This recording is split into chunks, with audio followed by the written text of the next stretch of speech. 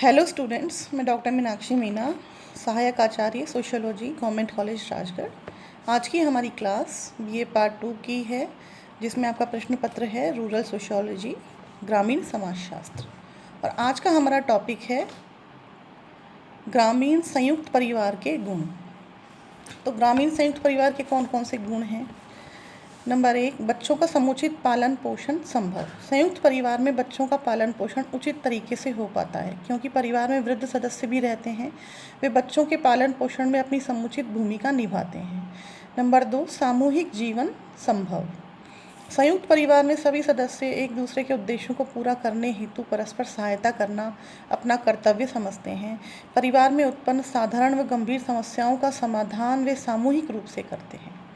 तीसरा पॉइंट है हमारा धन का समुचित उपयोग। संयुक्त परिवार में एक सामान्य कोष होता है और इसी कोष में वृद्धि के लिए परिवार का प्रत्येक सदस्य प्रयास करता है। इसी कोष से परिवार के सदस्यों की सर्वोत्तम आवश्यकताओं के आधार पर धन खर्च किया जाता है। इसमें अनावश्यक खर्चों से बचा जाता है। इस कोष पर कर्ता का नियंत्रण होता है व धन का उचित तरीके से उपयोग संभव होता है। चौथा पॉइंट है हमारा आपत्तियों का बीमा।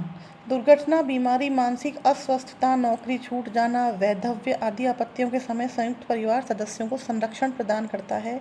अनाथ बच्चों, विधवाओं को, वृद्धों को इसमें शरण प्राप्त होती है। नंबर 5, संपत्ति के विभाजन से बचाव।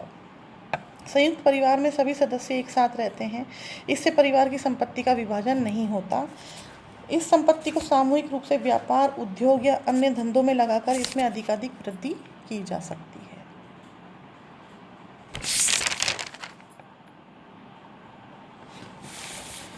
छठा पॉइंट है हमारा श्रम विभाजन।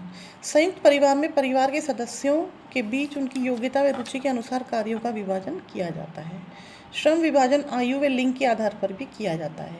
स्त्रियां गृह कार्य संबंधी कार्य करती हैं, पुरुष बाह्य कार्य करते हैं जिसमें शक्ति की आवश्यकता होती है। सातवां पॉइंट है बच्चों के समाजीकरण में योगदान। संयुक्त परिवार में बालक विभिन्न सदस्यों के संपर्क में आकर प्राथमिक शिक्षा प्राप्त करते हैं, मार्गदर्शन प्राप्त करते हैं। वृद्ध सदस्यों से बालक प्रेम, सहयोग, सत्य, सहनशीलता, सेवा, परोपकार, धैर्य आदि सीखते हैं। आठवां पॉइंट है मनोरंजन का केंद्र।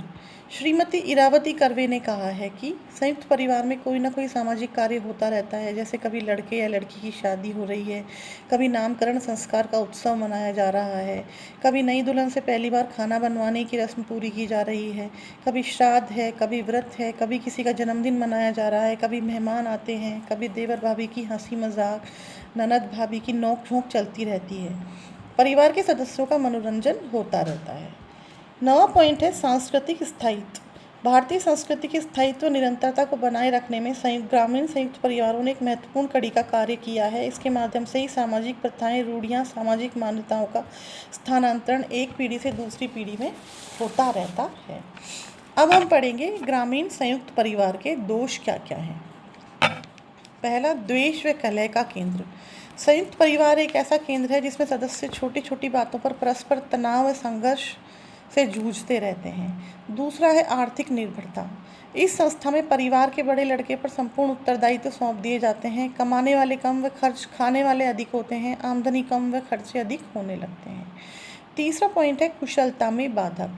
संयुक्त परिवार में कमाने वाले कम व न कमाने वाले को समान सुविधाएं उपलब्ध होती हैं, अतः कार्य की प्रेरणा समाप्त हो जाती है। परिवार आलसी व अकुशल लोगों का केंद्र बन जाता है।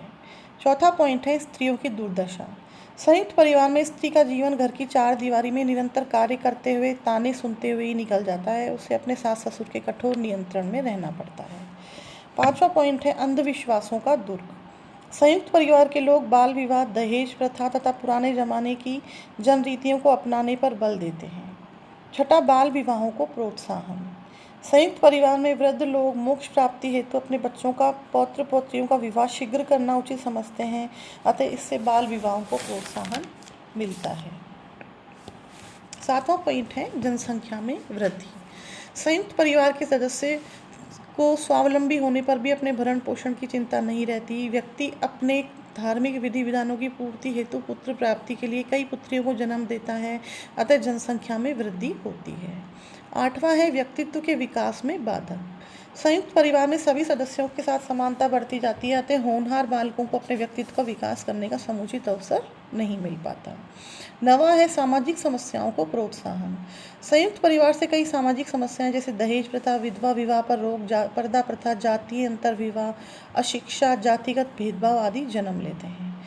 10वां पॉइंट है गतिशीलता में बाधक। संयुक्त परिवार का स्नेहपूर्ण वातावरण सदस्यों को घर छोड़कर बाहर नहीं जाने देता, इससे उनके विकास रुक जाता है। लास्ट पॉइंट है हमारा 11वां, मुखिया की स्वेच्छाचारिता।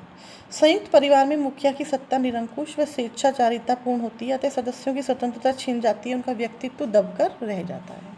तो ये थे हमारे संयुक्त परिवार के दोष। तो आज हमने अध्ययन किया कि ग्रामीण संयुक्त परिवार के गुण क्या हैं और ग्रामीण संयुक्त परिवार के दोष क्या हैं। आज की क्लास में बस इतना ही। नमस्कार।